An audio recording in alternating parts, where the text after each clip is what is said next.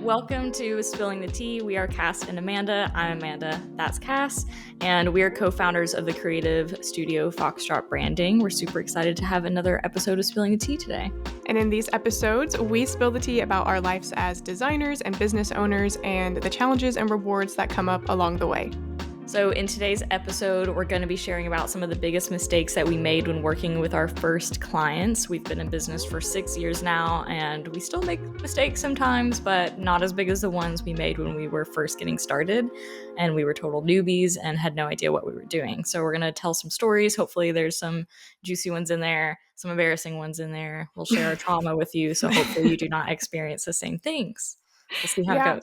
When we were like prepping for this, thinking about some stories, it's like I was kind of like, I don't know if we have any good stories, but then when we started like thinking back, it's like, oh yeah, like I Oh yeah, I definitely remember blocked that some of one. these out. Yeah, I think to protect ourselves, we had to forget about some things, but we're Yeah. gonna bring it back and tell you guys all about it. Yeah. So, how have things been at Foxtrot, Amanda, lately? What's the tea? What's the tea? I don't know. I feel like things have been a little chaotic. I know that you've been a little extra booked with clients right now. I don't have branding clients currently, but I've been doing like just a bunch of other things. So I feel like my brain is in a million places. What about you? Relatable. Yeah, it's been weird. Like I had a really great week because I got to go to the beach like 3 weeks ago, but now ever since I've come back, I've just been in like a weird state, like being really overbooked. Everyone wants web design. Web design is the thing right now. Just constant web design inquiries, not as much branding, They're which all is skipping interesting. branding, which like branding is like the prerequisite. Like, how are you going to Yeah, have a good website if you do not have good branding already? Like, it's very frustrating, but yeah. it is what It. it is. I've just been designing lots of websites, trying to keep up, just stay afloat. Some months are like that where it's just like, okay, I'm just trying to tread water and stay afloat. But I think as we get more towards the holidays and start booking for 2025, which is insane to say, That's I think crazy. things are gonna calm down a little bit. But I'm Mhm. surviving. Yeah. It always feels weird, especially when we feel like we're, like, trying to just stay afloat, but it's like our finances don't always, like, reflect that. Like, right now, it's like we're in the phase of, like, we're making a lot of big changes. We're, like, Hmm. updating our website and we're rebranding and we're adding new, like, new products and new services and just doing all these things in the back end, and all that takes a lot of time to build and a lot of energy, so it feels exhausting because it's like we're working so much, but we're not like getting paid for those things, and we're not getting paid for that yet. Like some of Right. those things might earn us money in the future, so it's like something that's still good to do for the business, but it just kind of feels like less rewarding in the current time, and so that's just kind of like a weird feeling. So Yeah, we're it just trying definitely to get is. And through when you this don't, phase. you are like, you have to rely on yourself for the consistency of like income. So it's like when you step Mhm. away from those things that will consistently generate income to work on some of those back end things, it always feels like this is uncomfortable, but I know that it is going to pay off and it's something I have to take the time to do because otherwise I'm going to feel the effects of it a year from now if we don't, update our website, update our portfolio, and like rework these things that we want to release for the sustainability in the future. Yeah, so it's all good things. It's just like a little chaotic, a little stressful right now. So we're getting through it. My So cat that's the just tea of Foxtrot. My cat just opened the door, so I'm gonna go close that. Okay. Yep. He always has to be included. So everyone grab your drinks. Let's like settle in and listen to us spill all of our terrible stories. That should be fun. Okay. So what are one of the first mistakes that we made when working with design clients, Cass? Okay, so first, when we were kind of thinking about this, I think our brains always go to pricing because that's just so difficult for everyone when you're starting any type of business. I think, especially creative services, it's really hard to know, and you just want to be like, hey, what do I price my services at? And there's not one answer because there's so many unique variables. I think we came up with a lot of random prices when we were working with our first clients. It wasn't Yeah, it was like necessarily. $200 for the first project we ever did, which Yeah, was that like was a like our brand test and a run. website. Yeah, yeah, and it was a friend of yours, so it wasn't like high pressure or anything, and like she was super nice. It was a good like first project, but it was still only like $200. It's Yeah, nothing. I mean, I guess you could say we were compensated, but we needed to like try working together. So Mhm, I wouldn't necessarily say like, oh, if that was a terrible way to price that. Like we just needed to be compensated something. mhm. So I think like the biggest mistake we made consistently when pricing our first projects was just not like basing it off of any specific metrics. For example, like coming up with an hourly rate for ourselves. Um, and we also just didn't have like a base price of like, this is minimum what we need to charge for this type of project. And it's hard because like you're going to be doing a lot of random stuff when you're first starting out. Like you're probably not going to be getting clients that like need full branding and website every single time. It's probably going to be like, hey, could you design this like graphic flyer for me? Or could you make this landing page for like, I did a landing page for these doctors in town that were like selling their old building and like built a new building and they wanted to like advertise that. It was so random, We did a honestly. lot of random stuff, which is totally fine. I wouldn't say doing random work is like a mistake by any No, means. I don't think so either. But But it's coming hard to up with the random price. pricing for that, yeah, it is hard to price, and we were, like, just kinda pulling things out of thin air, and I think that's when we, like, get in trouble a little bit because it's like you're, like, making emotional decisions about pricing versus, like, factual decisions, and I do think there's always gonna be a little bit of an emotional factor in pricing, Yeah. I do think it's important to charge rates that might make you feel a little uncomfortable. That means you're probably charging well for your work if you feel like a little bit uneasy about it. So I think that's something that's like we try to keep in mind now. We even talked about pricing the other day. So like it's not like something we always have perfectly nailed down, but I think the mistake we made especially when we first started was like not having like any way to calculate that price. And so Hmm. now we've developed like a pricing calculator to figure out that base price like Cass mentioned, and that's actually a tool that we have available for purchase on our website too. So you can always check that out at foxtrotbranding.com. But that is like one of the most helpful things we've ever like built for ourselves was just Yeah. like a way to calculate like okay if we're going to be like working this many hours or like doing this much work or like what is our availability, what are our goals, how do we need to actually charge like minimum per project in order to like even survive as a business. Yeah, because if you are thinking about, there's so many different factors basically when you're an entrepreneur. It's not just like, I want to make X amount per hour because it's not like a 9 to 5 job where you're going to be working 40 hours a week. You can't Mm-hmm. base your hourly rate off And your of taxes work different too. So your you have to taxes factor work in that. different. Yeah. You've got And expenses. so it's your time, it's your skill, it's the resources you're putting into it, like your business expenses. All of those things factor into it, which is why it's so helpful to have a calculation like that. So at least having that base price will make a big difference. I think in like bringing some consistency to your pricing, because I think we just felt like, we were looking back at some of our first proposals and some of them I was like, dang, like good for us for charging that. But then others, it's like, well, that's kind of like a big jump. Maybe like that one would be like a lot lower, like one proposal we were looking at. So it was just all over the place, which is tough emotionally because you're always just like winging it. So Yeah.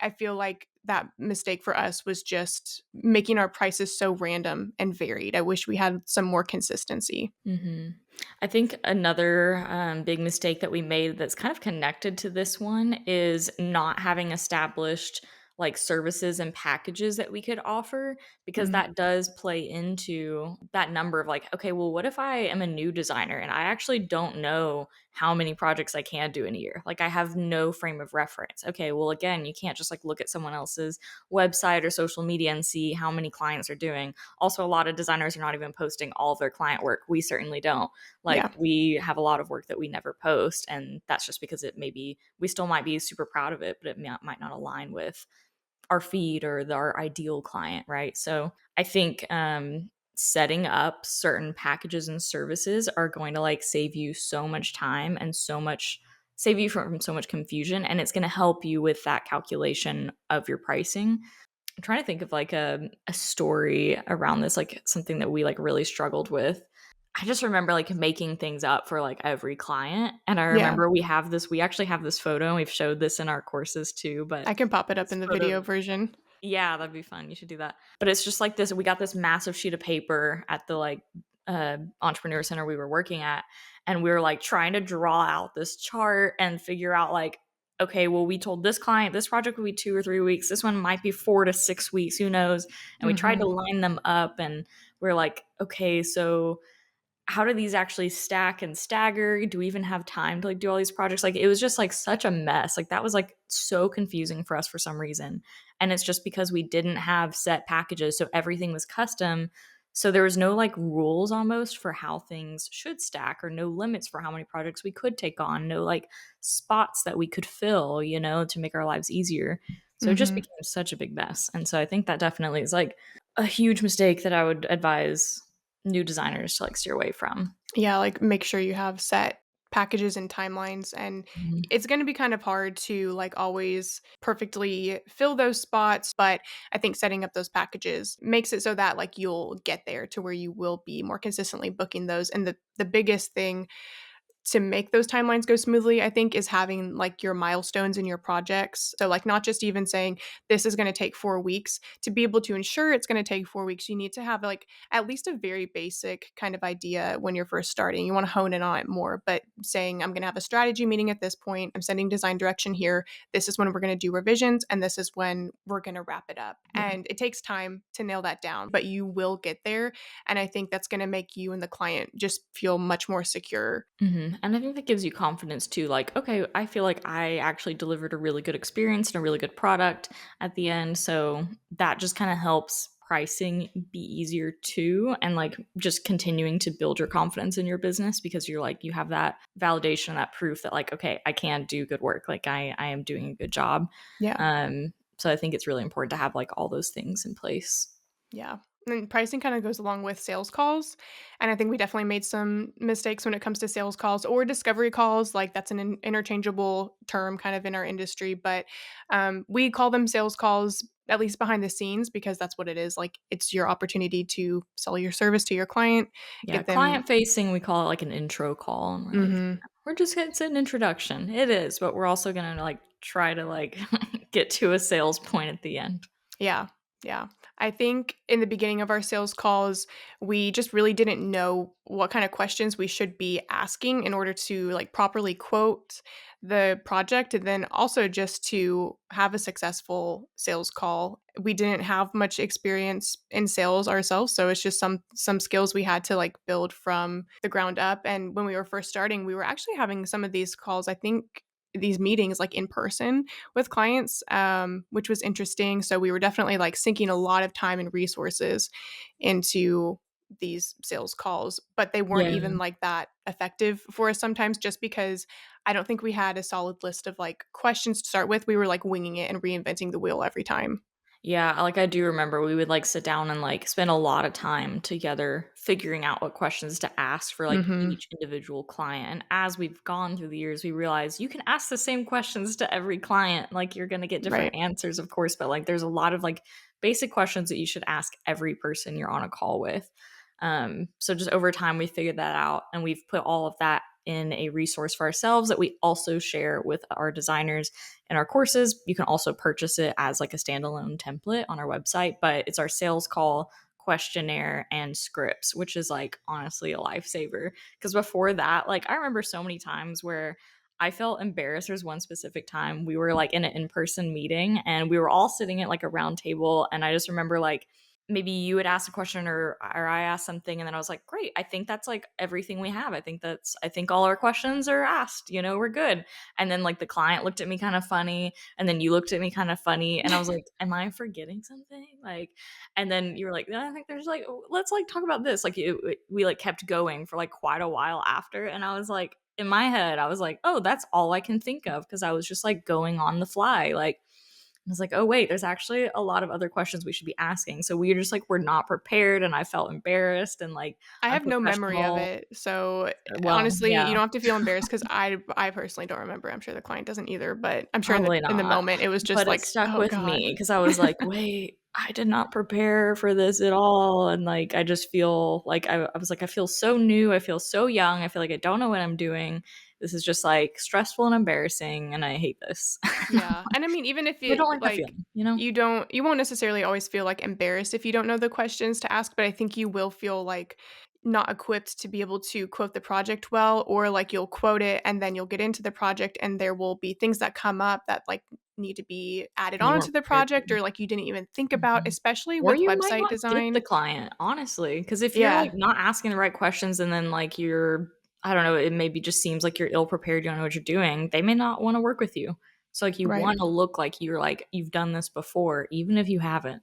Yeah, and I don't even think you have to, like, have sales charisma, like, I don't think that's, like, the key to booking it. I think Yeah, it's we're just not like great salespeople, like it's the salesperson, like, identity, like, I don't know. no, you don't have to be, like, a super compelling, charismatic person. I think that will come in time, like, once you have confidence, clients will be able to sense that. But truly, I just think it starts with having the right questions to ask about the project so that at least you're fully informed and you have all the details you need to be able to quote it properly, and the client feels like, "Oh, they really asked about all the correct aspects of this." And also, like, having a script of what to say in the different scenarios, which is why we include the scripts with our sales call questions of what to do if the client says no, or if the client says like they might have. I think there's like if they have more questions, or Mhm. we Or, just like, have these. responses to budget questions that you may ask your client, Right, like what do you whether do they if they have say hesitation or your quote is more than they wanted to spend? Like, here is a canned response you can kind of start with so that you can fall back on that. And I think that's also just going to help you feel more confident in Mhm. general because you have those responses to go to. Because, like, when you get on sales calls and you're still getting used to them, like, you are going to be like a little out of breath. Like, you're going to, feel a little bit nervous. So I think just knowing, especially having questions from a designer who's been doing this for a long time. I was mentioning like website design a second ago. There's so many things you need to ask about website design to be able to quote it properly. You need to know about like certain functionalities and features, and because it really can affect the timeline and what you're going to quote for it. So just having those Mhm. questions prepared makes a huge difference. Yeah, for sure. That kinda makes me think too another mistake, so I think one of the biggest mistakes we made several times, and it's so hard to learn the lesson, is, like, just, like, allowing scope creep, and there's a lot of different ways that this mistake happens and has happened for us, First but of all, do you want to just like break down your definition of scope creep? Because it's kind of like an yeah. industry term. Yeah, I think scope creep is like when I mean, and it can happen kind of at the start of a project, it can happen in the middle, at the end, it can happen a lot of different times throughout your experience with the client.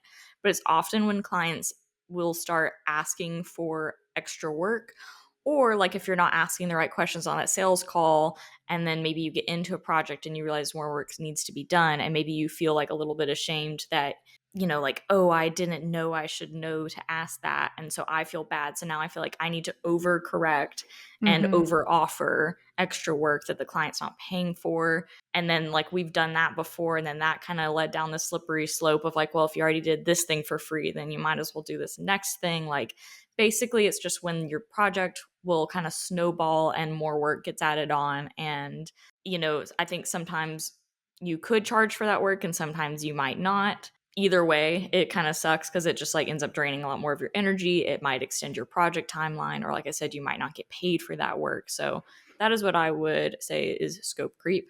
And so in our experience, like that's happened in a lot of different ways. Like I said, do you want to share like a little story example, Cass? I think we talked about one Yeah, I before. honestly, there's been so many, but Yeah. I think for me, a thing I've had a couple times is when a business makes a change or a shift to their product or like their service model, kind of like midway through the project or like after I've already basically made like website design mockups. Which is understandable in a way because I know that like a lot of our clients will, because they are like newer businesses or startups, like they kind of are in that brainstorming phase, or like they'll Mhm. learn something new about their business or their process in talking with us in the strategy. And so new things develop. But it does just like make things really tricky when they like change something big about their business. So Mhm. Or they think of I wanted to something they add that. forgot to ask for, and it's not necessarily being like, "Oh, clients are so wrong for doing that." Like, that just Mhm. happens. That's just part of business. But for you as a designer or the service provider, you need to know when to hold your own and hold the boundary of, "This is what I promised I would do in the proposal. This is what I charged for." And knowing, like, when a client comes to you and asks for something extra, you have to tell them that is extra, which Mhm. Or can no, f like, say yes or no, I can or cannot do this, like, because it may yeah, not be something you can do, like, don't feel like you right. have to offer something that you're, like, not equipped to offer, Mhm. or you don't know how to charge for, that kinda Yeah, thing. but then basically, like, one story I can think of is when a client decided to we I think I had built out the website pretty far, and then they decided they were gonna add a secondary product line and basically added on, like, I think they doubled their products basically, and it also shifted, like, what the brand offered really significantly. And when they Mhm. first told me about it, I was like, "Oh, yeah, like, that should be fine," and I kind of responded pretty quickly, but then as I started trying to integrate that change in, I was like, "Oh, fuck, like, this changes the whole website, like, I'm gonna Yeah, have it's to not a small redesign." change. I realized that it wasn't a small change, and I didn't know until I started, like, actually Mhm. trying to implement that into the design, and I've had that happen so many times where a client will say something and my knee jerk reaction is to be like, "Okay, yeah, like no problem. Let me yeah, I can do that." But I've learned that I need to really slow down, and before like telling a client yes to anything, I need to say, "Okay, I will look into that." Like that needs to be my go-to before I make any kind of like verbal promise or say I will do something. I need to look into it, and then I really need to look into it to see if how much that would affect the project, if it's something I can do at all, like you said, Amanda, or if it's something I need to charge extra for. But either way, you have to set a boundary with your client, or else it is just going to keep going on. Like, and I mean, honestly, it's still something that comes up for me because, like, recently and with current clients, because I just have a really hard time, like I said, telling my clients no or setting those boundaries. It's really, really uncomfortable for me because I want to just people please like so hard. And I remember like a specific conversation I had with my therapist, maybe even like in the beginning of this year. I can't remember when it was, but I remember her specifically saying, like, when are you going to set the boundary? When are you going to do it? This client, like, they've continued to do it. So when are you going to say no? Like, and that just sticks with me even to this day when when I have to set small boundaries. It's uncomfortable for me, but it is something you have to Mhm. do. I think that's so relatable to a lot of people too, that feeling that like it's hard to say no. Because especially if you are like feeling insecure about like your what you're offering or your service or anything, or just like even just saying no, like that is hard, especially newer designers, because if you haven't done this a lot, or if you're younger, like we were pretty young when we first started our business, and all of our clients were a lot more mature, a lot more experienced than us. And so I think that we would tend to push our own boundaries and not say no, almost because we thought we like had to, because we thought our clients were the authority, like they were the ones Mhm. telling us what to do, versus like keeping the mindset that like we are business owners ourselves, and yes, we are we're inexperienced, but that doesn't mean that like we should doubt every single thing that we're doing. And I know that's so hard because like you just are going to doubt what you're doing a lot of the time when you're first starting a business. Like it's Yeah. so scary. But I think it's just important to remember that, like, if you are a designer who owns your own business, like, you have the freedom to say yes and say no to things. Like, you are the authority in your own business. So just because a client asks for something else and wants to add that onto your project doesn't mean that you're wrong for not already including that in the project. Like, Right. and even if you are wrong, doesn't mean that you have to now over accommodate them, or Mhm.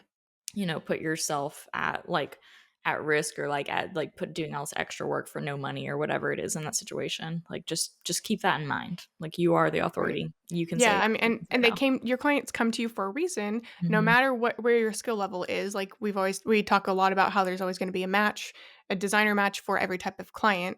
But they come to you because you provide a service that they can't do for themselves or they don't have time to do for themselves. So yes, while it should be a collaborative experience and like while you should hear your clients' feedback and like their vision for things, um, ultimately like you are the designer and they came to you because they want your expertise.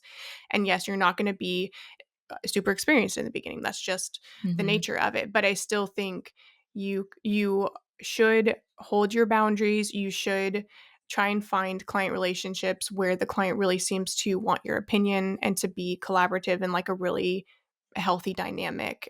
Sometimes you can tell up front and sometimes you can't, which kind of gets Mhm. into like red flags, which is definitely a mistake we made with our Yeah. first clients was ignoring potential red flags. Yeah, Amanda, do you have thoughts on that one? Yeah, we ignored a lot of red flags when we first started.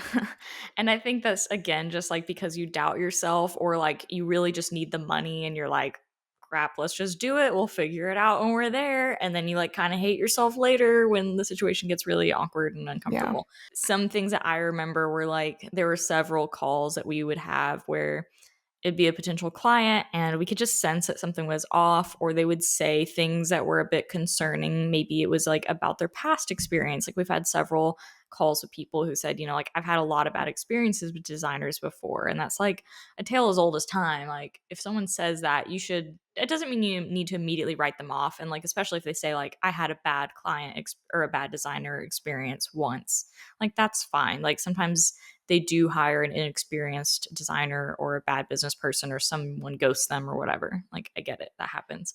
But if someone says, like, oh yeah, like, I've had several bad experiences, or like, I have a hard time, like, releasing control, I have a hard time trusting people, like, those are all kind of like, those should send off little alarm bells in your mind. And I think you should be curious and you should ask more questions about that. And that's, again, why, like, sales calls are so important, because you're not going to get that context in an email. You're not going to get a good feel for a client. And like, I don't think you need to do calls for, like, a one off, like, oh, I'm charging $200 to design this flyer for somebody. But I think if you're like us and you're offering branding or web design or packaging services, something that's a bigger project, bigger timeline, I do think it's good to get on a call so you can, like, assess if there are those red flags and, like, really feel them out. Um, And just feel out the vibe. Like, sometimes the mhm, vibe we've had it's calls just where the bad. vibe was just weird or We're just like, these really. people are weird, or they don't know what they're doing, or their business is not gonna do well, and we're not gonna save them, or they expect us to save them. There's some people we've talked to where, like, I think they put a lot of weight on this, like, brand project, and it's like, I don't actually think that branding is gonna be the solution to the problem that you're having, because branding solves a lot of things, but it's not gonna, like, solve their, like, immediate emergency need. Yeah. It's like, it's a longer term thing, and so that's always kind of a red flag too. Yeah, I always really wanna get on a call with a client, and I know that Mhm. calls can be intimidating when you're first starting. I also know that they can be a time suck and a big investment to sink into a project that you might not book. And I see some like, I've been getting an ad from somebody, a designer who's, like, book projects without discovery calls or sales calls, and I'm not sure, like, what the method is around that. It might be for, like, a specific type of service or something, but for the services that we offer, I just don't feel comfortable not getting on a call with somebody just due to some discovery calls we've had where it's like, "Mm-mm, like, I get a really bad vibe from this." Sometimes I can't even pinpoint it. It's just like, Like a I don't bad know. feeling. I don't know. Yeah, I just You have a should bad trust your gut gut feeling, which there. sometimes my gut is just being anxious and I need to get over it. But that's where it is nice to have a business partner who you can bounce stuff off of. Yeah. Um, Or even just having other design community too, you can find that too, and you can ask other mhm. people, like, "Hey, based on this situation, like, do you think I should avoid this project?" Like, and I'll see so many people, like, I'm in, like, Facebook groups with other designers or business owners. People will post things and I'm like, to me as an outsider, it's so obvious that that's, like, a huge red flag. But sometimes when you're in it, again, that self-doubt, like, will, like, kind of whisper in your ear, and it kind of just, like, gets you confused. And then you're like, oh, Mhm. well, maybe it's not actually a big deal. Maybe I should just ignore this and, like, just do the project anyways. So I think it is really good to get helpful feedback from people, whether that's a friend, a partner, a person on a Facebook group, like, Or whoever even you better, can get like feedback from. a Slack group, like our course Slack groups with, Yeah, yeah. people who are really like-minded and who Mhm. are where you are or a little bit above where you are, or like us who are, several years past you. It's nice to have all of those perspectives. And Mhm. I'll say, like, we're talking about sales calls where it's just like, "No way, I'm not gonna work with this person." Those are pretty rare, that those happen. Sometimes I would say the more common scenario is when clients will say something that is a red flag or brings up alarm bells, like, I've, had a bad experience with a designer, or I'm really specific and picky when it comes to design, or I have a hard time releasing things. We've still worked with clients who have said that on sales calls, but like Amanda said, we get, like, curious and we're like, okay, so, like, maybe if we have time and I want to dig into them, like, yeah, like, what went wrong in that designer And we try to ask it in, like, a scenario. conversational, casual way too. We're not Yeah, like, "Tell us what went wrong with that." right. We're like, "Oh my gosh, that's so funny. Like, tell us more about that." Like, we'll just try, like, because our I think because part of that is just our personalities. We wanna be more casual with our clients. But I think that also kinda, like, releases some of the, just, like, hesitations they may have with, like, sharing that information, or just kinda diffuses any, like, uncomfortableness on Yeah, that or almost level. asking it from, like, yeah, from the Like, we're client's perspective curious, of tell how did us. you feel? Like, like, you mentioned you had a bad experience, like, what do you feel like made it a bad experience, or like what made you uncomfortable about that, or like what made you feel like they didn't come up with the design that you wanted? Not being like, what did that designer do to you? Just like, how did you feel in that situation? Mhm. And that So gives you an opportunity then as the mhm, designer on the call to help kind of like quell that fear. So like if mhm, they're like, oh, like I felt like I never like heard from my designer ever. Like we've had people say that, like that, like I could not contact them. We're like, oh yeah, that does sound frustrating. Like we are really great with communication. We have multiple check-ins throughout the project, blah, blah, blah. So like that gives us a point to like further sell ourselves by like really like saying and referencing like understanding. We understand like that is stressful that you went through that. We're mhm. so sorry. And we're not going to be like that. So that way they don't have that fear when it comes to like potentially booking with us. If it is something that past experience was like negative, and then that's Mm. something we actually do really positively. Now, sometimes there will be things where the client, I don't know, I'm just thinking of an example where the client was like, maybe saying, "Yeah, I just hated that I had to use like their project workspace tool, and like I just wanted to be on meetings with them all the time, and they could never get on a meeting with me." That's where it's also good to talk about it, because we've had that before in a sales call where I've been like, "Well, I can get that. In our projects, we have 2 scheduled meetings, and then the rest of the time we will be messaging back and forth in our project workspace. We do have the opportunity to like make Loom videos and send walkthrough videos back and forth if we want to, but typically we only do have 2 calls. How do you feel about that? And only being able to message back and forth, that is something that's important to our project. So I think you also need to bring up those things that are going to be true and like set the tone for the project from the Mhm. beginning, Kind of set or those boundaries. Yeah. whether that be your deadlines, whether that be the amount of meetings you're having. Just thinking about some of those red flags that come up. Oh, if a client says like, I'm really bad at making design decisions, or I just feel like I can never decide, we'll say, well, we have like a design direction portion of the project. We send that and you'll approve that, and that will set the tone for the rest of the project. Then we'll have the logo creation, and then you'll have a round of feedback on that. And that's when you get to make those decisions. Like, do you feel like you could make decisions at those points in the project? Or if it's a VIP day, how do you feel about making fast paced decisions throughout the day? Yeah. Um, It helps us like qualify them and helps like them be aware, qualify themselves too. Like, yeah. is this the project for me? Most of the time, the client will be like, yeah, no, I get that. I can do that. Mhm. Sometimes they'll be like, no, I don't think I can make decisions like that. And that's great to know, so that you didn't get Mhm. into a bad situation. But most of the time, the client will say, they think of themselves positively. We want things to go well. So they'll say, yeah, I'm okay with that. And that gives you the right. I mean, you always have the right to hold your boundaries, but that makes you feel really confident in holding your boundaries, because it's like, Mhm. we already talked about this. We set the tone from the beginning of the project. So now if it comes up that they are trying to get on a bunch of meetings with me, it's like, hey, remember, like, we only have these 2 meetings. It's in the contract. It's also in the welcome guide. Like we talked about on the sales call. You've set the expectation already.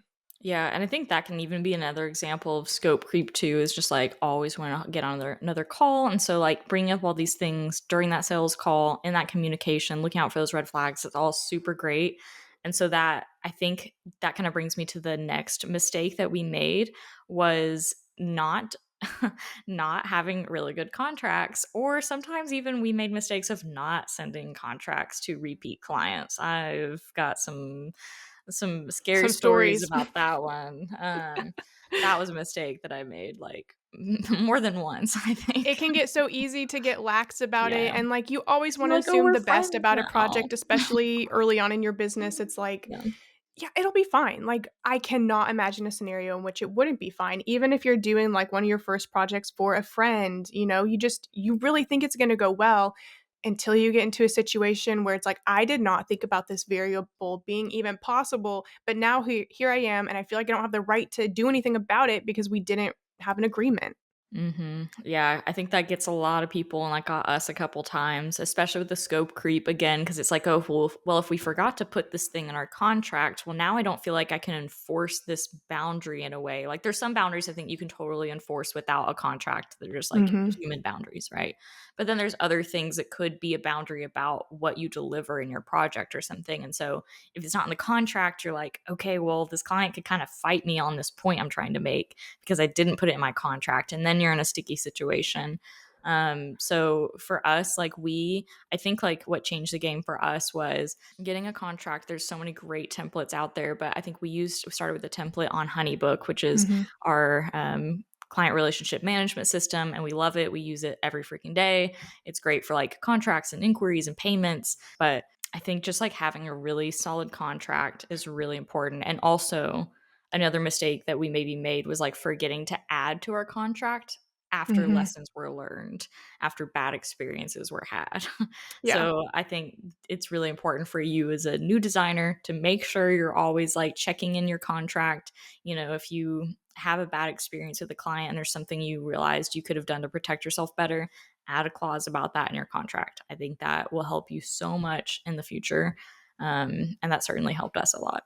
And then just always make sure you send it, even if it's, like, in addition to a project, have it Make in sure that writing. client signs it. Man, how many times have we like sent contracts and like forgot that they didn't sign it? I think that has happened to me before too. Yeah, when we were kinda just sending them, like, as PDFs and, like, Yeah, because we would do e-signing like what is it, them. like the Adobe sign or Mhm. whatever, and like Which so there's can, nothing like it can reminding work. you. It can work, but I think it's just like now it just feels so much better now knowing that like we have like records of everything. We can see when Yeah. they've opened a file, so it's like we know they've looked at it. We get reminders if they like haven't signed or haven't paid. Like Honeybook is great. Okay, so we have a few more. We're getting close to running out of time, but we're just gonna kind of rapid fire go through these other hard lessons learned.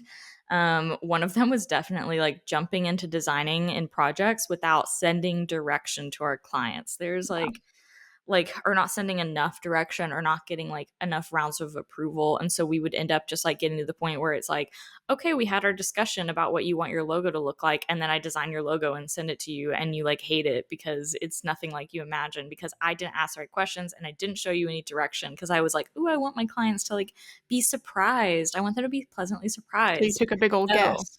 you don't want them to be surprised. Like Yeah. you want them to be pleased.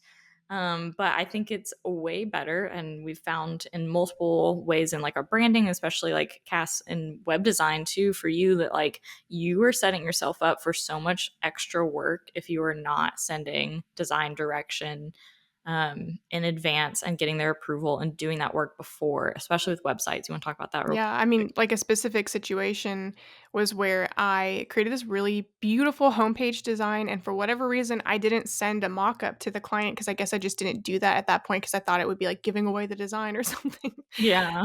which you wanna What were we do. thinking? And then I spent a ton of time coding it, and I was new to code, so it just took me a really long time, and I showed it to them, and they were like, "Yeah, not really what we imagined." And I was like, "Oh, like, what? Are you There's like serious?" pages of feedback, pages and pages, and you got to redo all of it. And And you I could had have to, like, get rid of separated all them up. that stuff I coded and, like, redesign it, and it cost me so much more time, so you're Mhm. especially when it comes to complex things, you wanna create the most detailed direction you can. Like, you don't wanna actually create the full end product, the logo suite, the website design, but show them your full plan for it so that you can get their approval, especially with, like, website coding or development, especially with, like, illustration or something that's really gonna take a lot of detailed time and work, like, always show that up front, your direction for it. Yeah, exactly. Another one is offering a service you're not prepared for. We kind of talked about this earlier, but just like make sure you're doing your due diligence, make sure you're doing your research to know like, can you offer this thing? I think for us specifically, that was in a couple of like web design projects. We had some situations where we maybe promised things that we shouldn't have, or we didn't realize we like maybe weren't equipped to do. So Yeah, I didn't even know. Like, I just thought yeah. I was, like, Because we designing didn't take the things time out. though. We could have figured it out if we would have taken the time to like do the research. And sometimes you're still not always gonna know. Like sometimes you're still gonna run Yeah. into mistakes. It's fine. But try to do your research. I think the biggest thing for me with web design was, like, figuring out how to do copywriting and website design, and, like, that copywriting is a separate service. I just Mhm. didn't really cross my mind when I was very first designing websites, and Yeah, you're just kind of filling in words, but not like having a process for it, you know? you need to have those conversations with your clients and ask about copywriting and for yourself decide, like, if who you're gonna work with to do that, or if you're equipped to learn how to offer copywriting as a service. Mhm. Like, that's just one of Or those have things your you need client to provide it. have your client provide. Yeah, you need to, like, talk to other web designers, see how they're doing it, and figure out how to, like, really professionally do that so that you're not, like, letting your clients down or promising something that you really, like, are not equipped to do. Yeah. Yeah. Another mistake that we made was not taking feedback and like revisions very well. Like if we like took it too personally, or not having Yeah. a good like system or boundaries and for like the rounds of feedback that we were doing. Again, just like kind of getting like too emotional about things that are like, it's business. It doesn't need to be that emotional. Like it's fine. Yeah, there are things you can do to set yourself up so that, like, it's not so emotional, but, like, definitely, remember, like, crying at Chili's one night because this client's feedback, like, hurt my feelings so bad. Yeah, I've like cried at like client feedback emails multiple times. Like Yeah. It I can don't do be that so very much anymore, emotional. but at the start, yeah. But I think especially because like those situations would get a little out of hand if it was like we really, dropped the ball on something, or if like a client, or we weren't communicating well enough about our boundaries and our client. Like there were some that were just like they would keep pushing on those boundaries and get like Yeah. angry at us because we wouldn't do whatever they wanted for like no money. So they would like kind of chew us out and not Yeah, be some nice some to us. clients are Some just people are just terrible. It's some fine. clients are just disrespectful to you, and it's Yeah. hard when you're first starting because you don't know the difference always. It's like, Mhm. "Was this You my think fault you're or not?" terrible when they are terrible, and you make it about yourself, and it might not be you. And there's just should always just be a level of basic respect and, Mhm. uh, giving just treating people well, and Yeah. if a client is crossing that with you, if they're belittling you, if they are just being mean or Mhm. disrespectful to you, there's never an excuse for that, And even if that's why you have something. cancellation clauses in your contract too. Yes, we have had to enact a cancellation clause I don't once or twice. once, but that one wasn't because they were being terrible or anything. No, It not because was of another yeah. situation. We oh, and that's the thing too, like, you'll make it through every project, you will. Like, you'll get through it even though in the moment it feels like you won't, and it's gonna be like this forever. You will make it through. Yeah. I think, like, one of the last mistakes just in general, that we've kinda touched on a little bit, but is just trying to please clients at any cost. Just going back to, like, our people pleasing mentality. I mean, especially in the beginning, like you were saying, Amanda, when, like, you don't necessarily feel like an expert yet, and you're just trying to figure these things out with your first clients, you will really overextend yourself sometimes you'll feel tempted to in order just to please Mhm. your client. You will allow the scope creep. You will ignore the red flags. You won't have the boundary conversations you need to have because you just want to make your clients happy at any cost. And the cost is going to be to you and to your mental Mhm. health. Yeah, I think being a business owner requires like a certain level of like self-respect, and like it takes time to build that self-respect if you like don't already have like a really strong like foundation for that, and like or you may even think you do, but then like business just kind of like brings up new things. It's a hard experience. So it's definitely something you have to learn and like a skill set you have to grow, and but even Yeah. when you keep growing and your business keeps going, you're still going to have things come up. We still do. Yeah. But it's less hard than it used to be, and we have Yeah. more confidence to know that like okay, this is hard, but like we know that we've figured everything else out, and I can figure this out too, and it's going to be fine. Yeah, and that's where I think you really need to lean into communities of other designers that have been there before who you can like bounce questions off of, and also like invest in education and like resources for yourself that will help you avoid some of this trial and error, like the sales call questions we talked about, like all these different templates we talked about. Truly, that can help you avoid so much trial and error. And in our course, Pro Design Business, we do include like all of our business templates. And I bring that up because we're actually bringing back Pro Design Business Whoop, this whoop. month, which we're Partisan super excited business. about. We're opening it back up, and we're actually also offering special pricing for a short duration after it's opened up. So if you're listening to this right now, you can go to prodesignbusiness.com to check it all out. But let us like tell you about what the course is all about.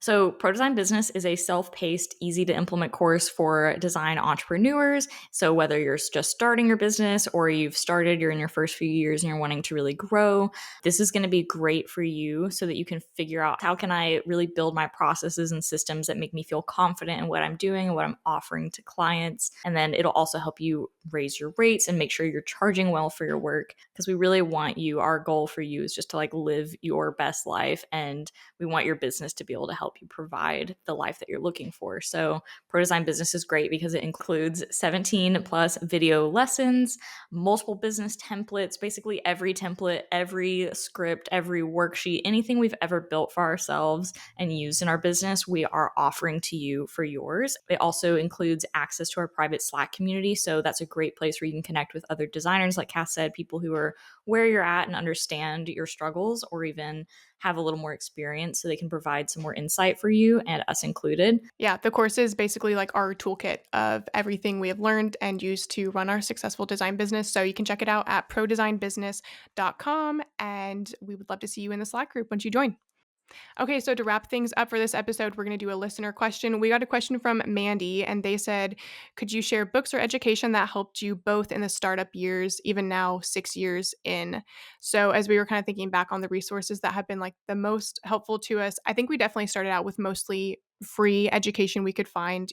Like whether that be free downloads from people, blog posts, especially like in the web design space, like in Squarespace, when I was learning that, there are a lot of really helpful Lots of blog free posts. summits too. Free summits were super helpful, yeah, and just YouTube videos in general, like, Amanda, I know you have watched, like, The Future before, and we both Mhm. have watched, like, Kel Lauren. Just watching, like, someone design is so helpful just to see their process, so I definitely think, like, free YouTube videos.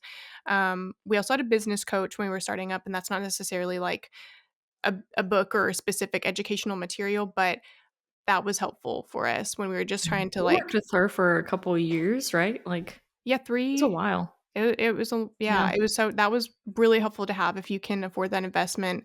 I think it's nice, and definitely, like, helped us grow more quickly, I would say. Mhm. Definitely what helped us too is the book Building a Story Brand. When we discovered this book, it was actually really helpful in our like messaging for our own business. And then we then applied that, just like the whole process and like The philosophy of framework, story yeah. brand, yeah, the framework for that, to how we now work with our own clients and how we create their messaging for their website, their business. So super helpful book. Definitely recommend that one. I also loved the books by Fiona Humberstone. She's got a couple about like building brands.